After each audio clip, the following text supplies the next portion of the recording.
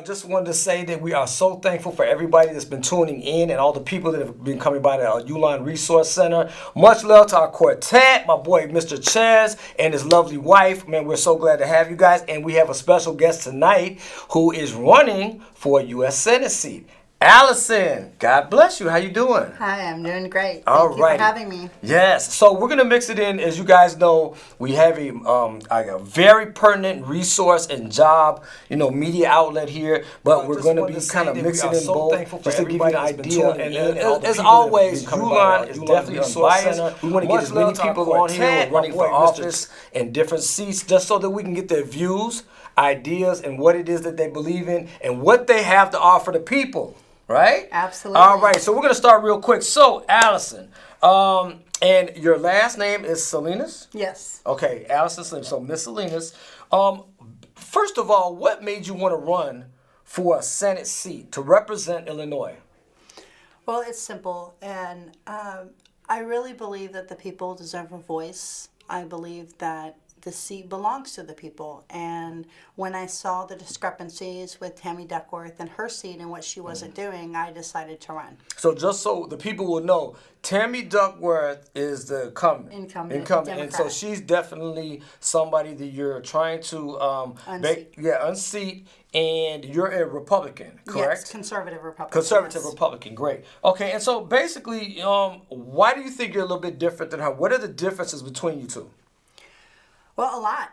I believe in the freedom of the people. I believe that people have the voice to choose and vote and have a fair and equal election. I believe that it's been far too long that these voices have been heard and needs have been met with the communities. Okay, great. So are you, just a quick little background, some of the things that you've done or some of the schooling you may have gone to?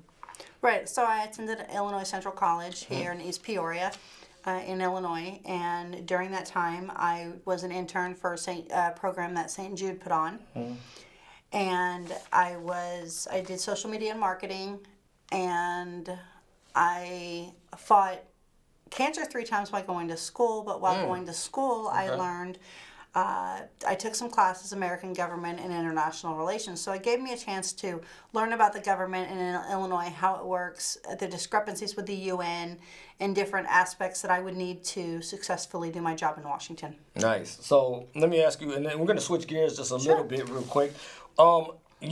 We have so much, with the police, with the blue right now, right. And there's so many people who are pro-blue, saying not pro-blue.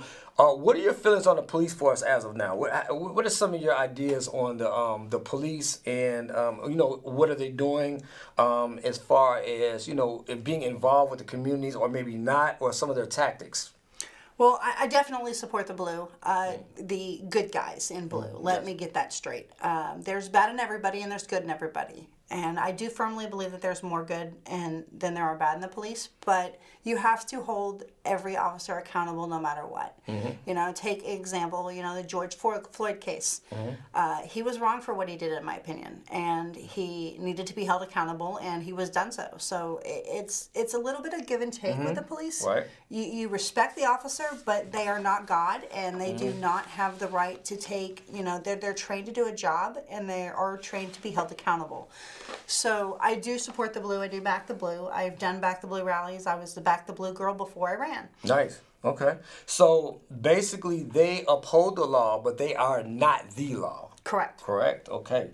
Good point. We're definitely, pro-blue as long as, it's run, the standards are there. And I've also talked to, many of the different precincts. It would be good for us in order to get back, the police in the limelight of America as being the good guys again. Right. Playing cops. Nobody wants to be the cop anymore. I want to be the robber. So Cops no, are but robbers. that's fine as long as I believe they're tactfully going into the communities in a way that they're not offensive.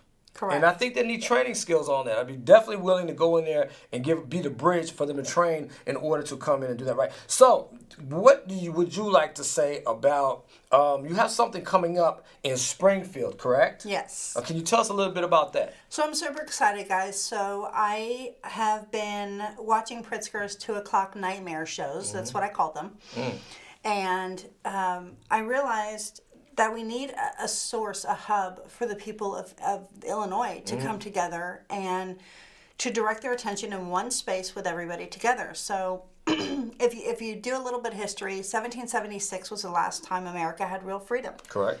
So if you take the rally's name, Statewide 1776 Rally, which is October 2nd from 1 to 4 in Springfield, it is a unity and freedom rally. It is not a Salinas for Senate rally. It is a freedom rally, which is super important because I want to bring the communities together and I'll rally. be there, by the way. Yeah, I will be there speaking. I will be speaking. So, yeah. Ladies and gentlemen. It's a chance for the community to come together as a whole. And that's what it's going to take. Republicans, Democrats, this isn't about party, guys. This stopped being about party lines a long time ago. It's about good and evil and right and wrong. And we have to take a stand, even if we have to do it together 100%. So that's what the rally's about. Nice. And real quick, as we know, people are always tuning in to get some of these jobs. So real quick, and this is not a commercial break, this is just us giving what we give resources. So people, they are now hiring real quick for warehouses, and it is definitely a seasonal position. Please call Tina at 312-318-0737. Also, CTA has a special second chance program. Awesome. Okay? Now, second chance, they're not taking any violent crimes, but basic, you know what I'm saying, if you have, been incarcerated or locked up, as long as it wasn't a violent crime, you are eligible for these. So the second chance program is now hiring October 1st through November 1st. Please call 312-834-8020. Ulon will definitely walk you through the process, and we are here for you guys. So, real quick. That's awesome. We want to get back into. I got a couple more questions because this is a very serious issue if you're trying to be in a U.S. Senate seat representing Illinois. Right. And so absolutely. What do you say to the farmers? There's a lot of hardworking blue collar citizens of Illinois that really need a fair shake with all the industry coming up, and they're losing their jobs. People are not going to the small moms and pops farmers produce markets as much anymore. What do you say to them? How can you get the economy flourishing again within the these social local farmers? Well, first of all, we have to let the farmers know we are there for them. As 2022 candidates, all of us are farmer supporters. So that are running, all the Republicans that are running that I know of are. Nice.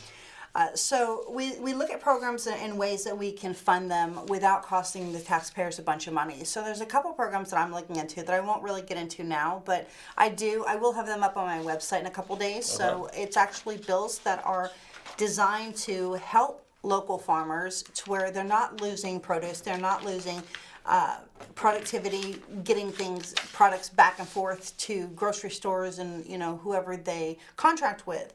So it's important to know that to let the farmers know that not only do we stand behind them, but we back them 100% in their ability to serve Illinois. Nice. Okay. And real quick, this is a little touchy subject, and I can definitely validate because I went through this process. But I found out that you were adopted. Yes. Can you please elaborate just a little bit about that and why you think that being adopted connects you a little bit more to the people? Well, okay, so I was adopted at 7 months old, and the reason it connects me to the people is because it brings up pro-life. Right. And pro-life is very important to me. If there's a heartbeat, there's a life, and that's all there is to it.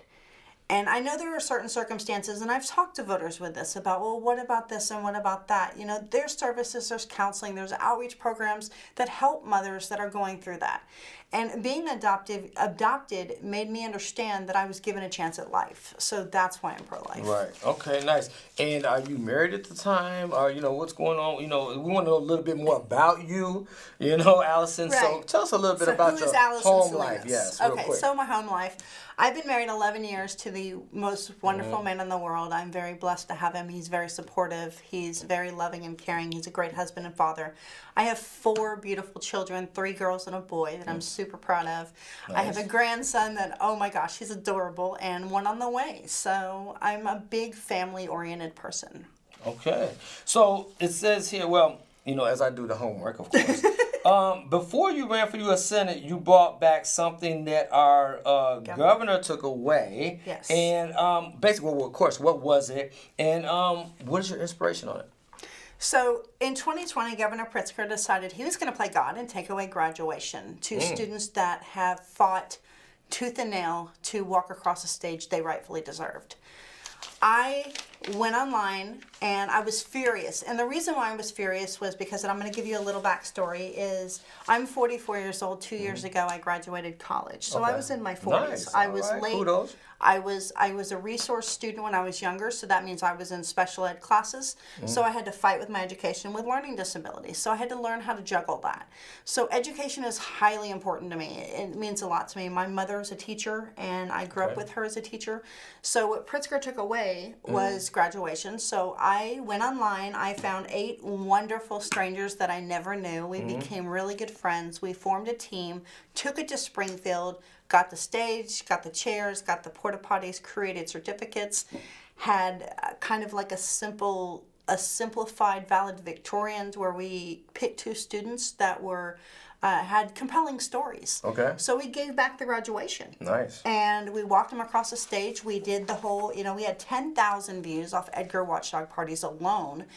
And so my inspiration to run started to come from that was, if I can give back something so simple that means so much to these kids, Graduate does. what else can I do? Nice. How else can I give back? Right. Okay. Well, great. And that's definitely something noteworthy. That's very, very noteworthy. Thank you for that. Okay, real quick, guys, because I know you guys at home have your pens out and your paper. There is a job fair October 5th from 10 a.m. to 2 p.m. No experience required, full benefits, and paid every week. Job fair starting at $17.29. So I know you guys tune into the show to get some of this nitty-gritty job stuff that we give to you. So I need you guys to call 773-797-3369. Again, 773 is the area code, 797-3369. And you call in advance, and you definitely go out, enjoy this job fair, take what you need. Ulon is giving out free resumes. Wow. Please come into the center. We're doing it daily, and we love you guys. All right, back to Miss Allison. So, what are some of your stands on healthcare? Because I know you have, you've been fighting the good fight, and I've heard some things about healthcare. Pray tell. Okay, so there's, and I'm going to elaborate on this a little bit, but there's 4 things I believe the government has no business in. Healthcare is one of them. Education, church, and home are the other 3. With healthcare, it should be a choice. It shouldn't be, you have to take this healthcare or else. Or you have to take this healthcare or face a penalty. So there's other programs and opportunities for healthcare, and it should be the parent's choice on what healthcare their children receive and so forth and what they receive. So I have a little bit of background as far as studying on healthcare, and I really want to bring an innovative healthcare program to the state of Illinois that will be feasible for everybody. Right. Affordable, but yet it covers people where it doesn't take so much out of pocket for the copays, because that's a lot of the problem. Right. Okay. Well, moving right along, because we're trying to get out as much as we can, so I'm going to talk a little fast, but we're going to make sure we get to it. What about education? I get bombarded all the time. People come into the Ulon Resource Center, and of course made plausible by my boy, Mr. Ches. We want to know, what about education? How does Allison feel about education? Give me some insight at how you're. My mom taught pre-K and kinder all my life, so I grew up with a teacher for a mom. That was fun. Right. So my view on education is this: I'm very pro-education. Okay. I'm also very pro-choice education, and what that means, let me explain what that underlines what it means is, parents have to be involved in their child's education. It is not up to the unions to decide who gets to do what or teach your child what without parental consent. It needs to be, the parents need to be involved, the teachers need to be involved. We have some great educators in the state of Illinois that really want what's best for our kids. And education is so important and so vital to our communities and our well-being, brought up with our kids being brought up very well educated. So I'm very pro-educated, and I really believe that this whole CRT, sex ed thing needs to go. It just all needs to be abolished. It's ridiculous. I don't think anybody needs to be called out for race, creed, or color. I just don't think that's appropriate. Right. I agree. And of course, as we are very unbiased here, but some points, of course, I will have a little bit of feedback. So real quick, you guys, again, get your pens and papers out because we're trying to have a little bit balance to our show. There is another major job fair coming up, okay? This is October 8th as well, and it'll be from 10 a.m. to 1:30. Now, this is in Summit. It's at the Summit Library. And if you guys would like to go, they are hiring on the spot. And they're also taking ex-felons, which is very important to so many youth that have gotten in trouble. And they just want a second chance. They just want to be able to work and get off these blocks and stop hanging out on the corner. So we recommend all of this.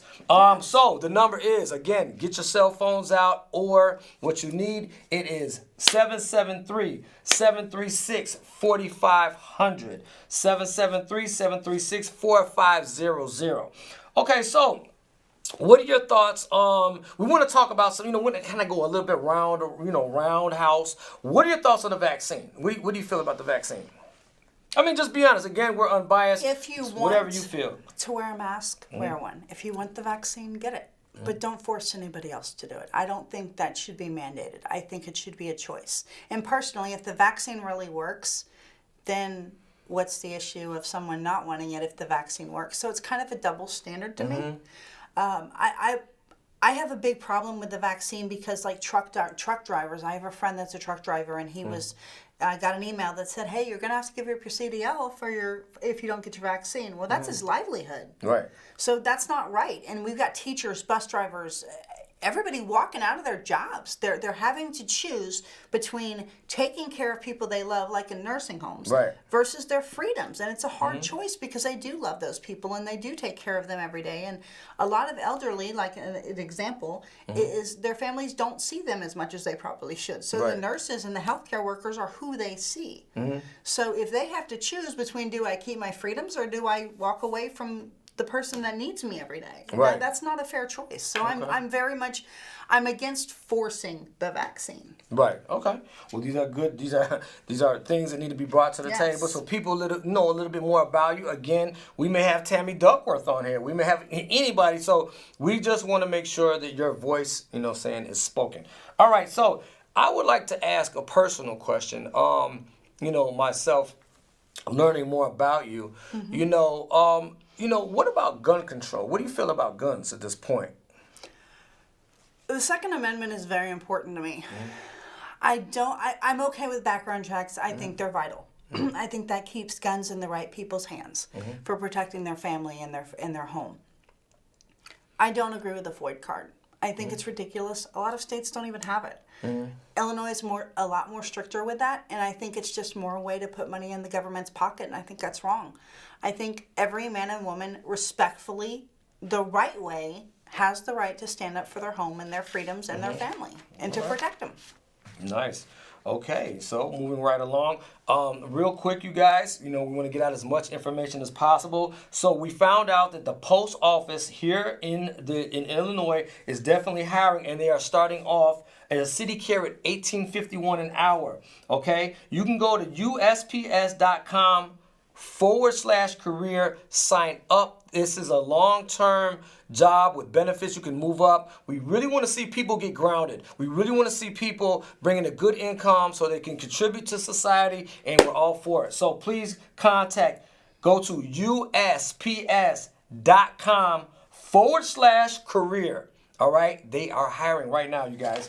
And while we're talking about it real quick, also, we have Carwheel's hiring for food services, workers, and cooks. All right, no nights, no weekends. All right, so it's full-time. Call 312-399-8031. This is for food services, 312-399-8031. If you're a chef, cook, you want a waitress, anything like that, please call. Okay, so getting back into you real quick. I want to kind of switch up a little bit too, as well as what are some of your personal ideas on, say for instance, homelessness issues here in America? What do you feel about homeless people being able to congregate under viaducts?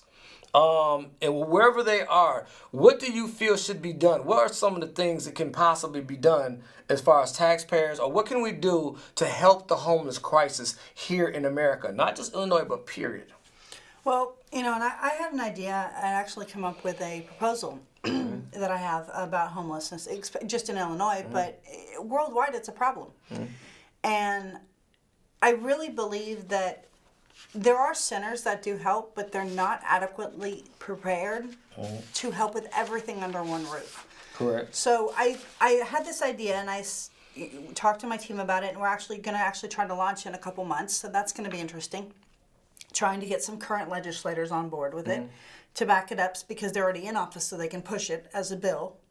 But I really want to implement okay, first let me back up a little bit. There are enough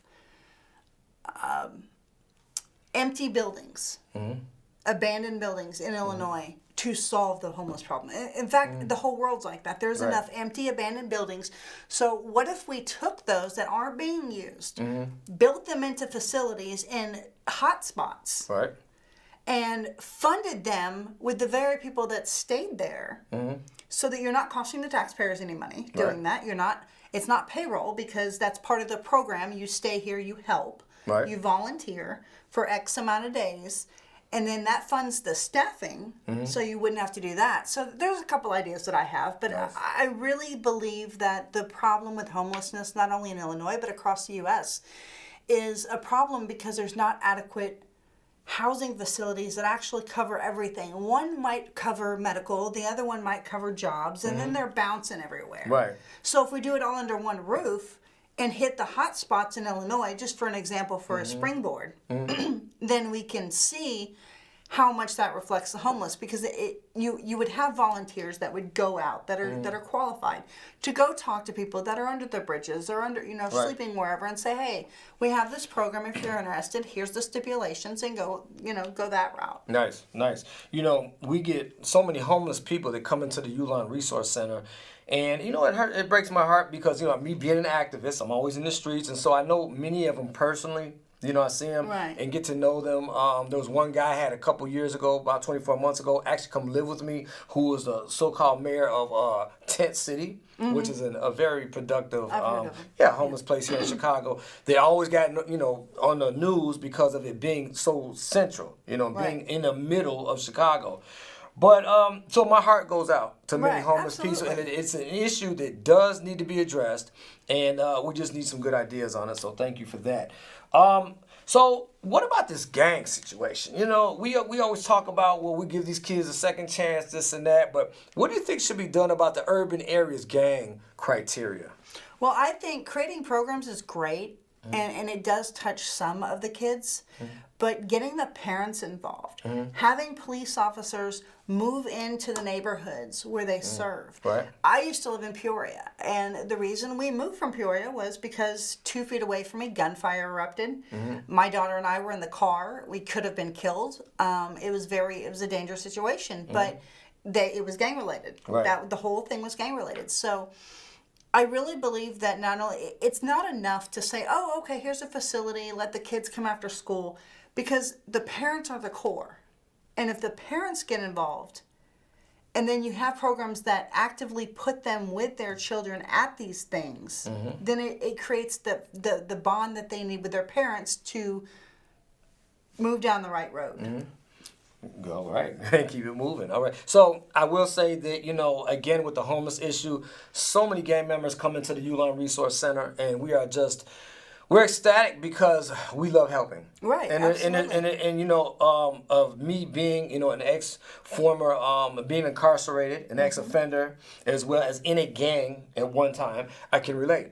And I know how easy it is to get out, but people make it hard. And so it's catching the babies at a molding stage where they can still be impacted with some goodness. And so that's what we're faced, against every day. We have these kids come in here and we just want to get them on the right track. So those are great issues. Now let me ask you, is there anything that you would like to let the people know? Any ideas that you have that represents Allison? That says something about you that we haven't talked about, something that, may come up. As I said, I wrote down some notes. You do have this October 2nd thing coming up. But what would you like the people to know about you, as in why should they vote for you? I believe that I'm the right candidate for the job because I'm not only relatable on multiple issues, adoption. I've been in an abusive situation, so I'm relatable there. I grew up special needs. I have a special needs daughter, so I have relatable issues that are very hard, to the core of the heart of the people. Right. And I believe that I think all the candidates that are coming out are great. Even my opponents, they have some great ideas. I'm not about knocking anyone, but I really believe that what sets me apart from everybody else is the fact that not only am I relatable, but I'm active in my solutions. And I give bills and ideas and something tangible to the people. I sit down, I have conversations with people. I let them know that this is the people's seat. I'm involved. This is the people's seat. This is not Tammy Duckworth's seat. It will not be my seat. It will go back to the people where it should be. And that's how the government should be run. The government works for the people. It's not the other way around. Right. And so with me being relatable, with me being active, with me being... I have a Monday night podcast that I do every week. I look for ways to reach people, and I look for unconventional ways. An example would be my birthday. In July, I had a meet and greet, and it wasn't about my birthday. I just said, what better to do it on my birthday than, I got my husband cooking out there, and he's cooking burgers, and people are in the comments, man, you got to get here. You got to see this awesome burger. So it's the unconventional ways of getting to people. You're a people person, basically. Getting them to understand that I get it. I know. I've been there and I know. Nice. Okay. So as you guys know, for your pens out, and we're going to come back. I want you to think of a quick, real closing remark. Real quick, you guys. There is a record cleaning expungement. My phone lines are always buzzing. People around the city want to know when the next expungement is. So, November 12th from 9 a.m. to 1 p.m., there will be another expungement. I need you guys to call us. 312-834-8020. Again, 312 is the area code. 834-8020 to find out the date and time of this next expungement. Ladies and gentlemen, please get your record expunged. I did when not too long ago. It took me a little bit too long, but that's only because of the avenue I was in. Right. I felt I didn't need to, me being an activist and talking about it and actually developing a non-for-profit for it. However, if you are trying to get into the workforce or the work field, I really recommend that you get your record expunged. Call 312-834-8020 to get started. The next one is November 12th. It will be here before you know it. Please be prepared. Allison has been very well. Some closing remarks. Also, can you tell them how they can reach you if they have any ideas, comments, or suggestions? I think I even wrote down some of it here. Yeah, so first of all, you can reach me at Allison Salinas for U.S. Senate on Facebook, or Citizens for Salinas, or www.allisonsalinas.org. You can volunteer, donate, or message me.